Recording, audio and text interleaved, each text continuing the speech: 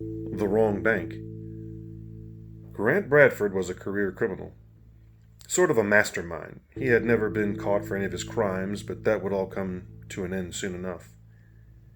Grant was in the small town of Peabody, Massachusetts, scoping a local bank for his next criminal endeavor. He had been scoping the place for 2 weeks and understood the complete layout. How many employees were on duty, shift change, and how many guards were on duty. In this case, none. He found out that the local PD only employed 3 full-time sheriff deputies and crime was almost non-existent.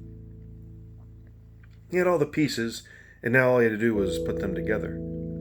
He'd robbed the bank at 2 p.m., shift change for the local sheriff's deputies, and right before that he'd called in a major threat way across town to divert the local deputies' manpower. All the meanwhile, he'd have free reign of the bank. Quick in and out for the career criminal. 2 p.m. approaches and he calls the local law enforcement office. Peabody Sheriff's Department, how may I assist you? Yeah, there's a car on fire over here at the bridge leading out of town. I think you better send somebody. I think people are hurt. He quickly hangs up. Moments later, he sees 3 cop cars speed by the area. That's when he makes his move. He walks into the bank with a mask on, brandishing a nickel-plated revolver. You all know what's going on, so put the money in the bag, please. I don't want to hurt anyone, so no silent alarms. If I see 1 police car outside, I'm going to start hurting people. The tellers quickly placed all the money in their cash drawers into the bag.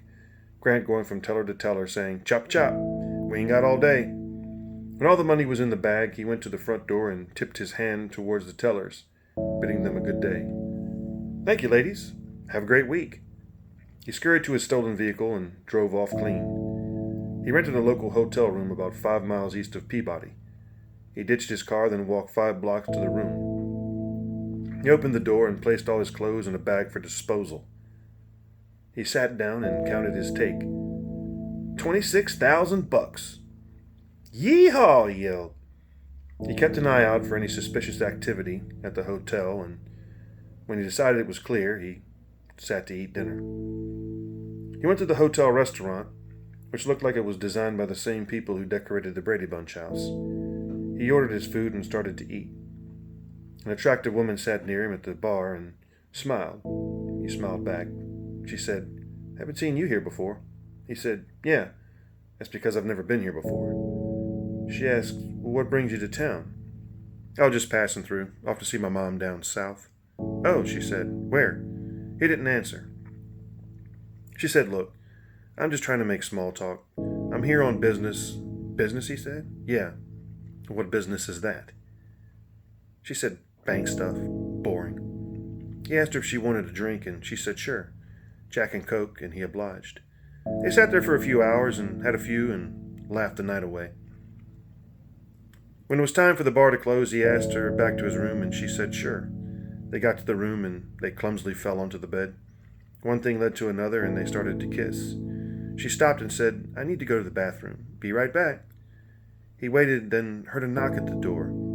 He was on guard because he wasn't expecting anyone, and for that matter, it could be the police. He pulled back the shade and saw another woman at the door. He said, "Who is it?" She then answered, "I believe my colleague is in your room. We work together. Is she there?" I said, "Yeah, hold on." And that's all that Grant would remember. He awoke to 3 women, all dressed in black, standing over him. He was tied to the bed and yelled, "What the hell? Who are you? Why are you doing this?" They said, "Those who steal from us don't fare well. Those who dare cross us suffer." He said, "Who in the hell are you?"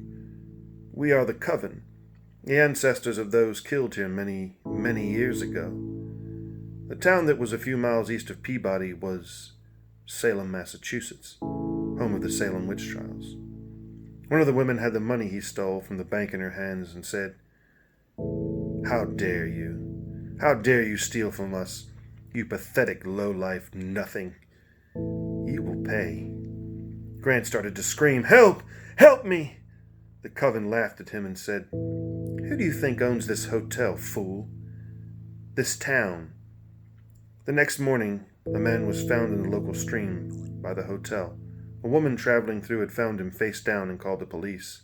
Local police came and turned his body over. To their amazement, his eyes had been cut out and his tongue was bound. If you're a criminal and pass anywhere near Salem, Massachusetts, think twice before you commit a crime and steal the riches of the witches.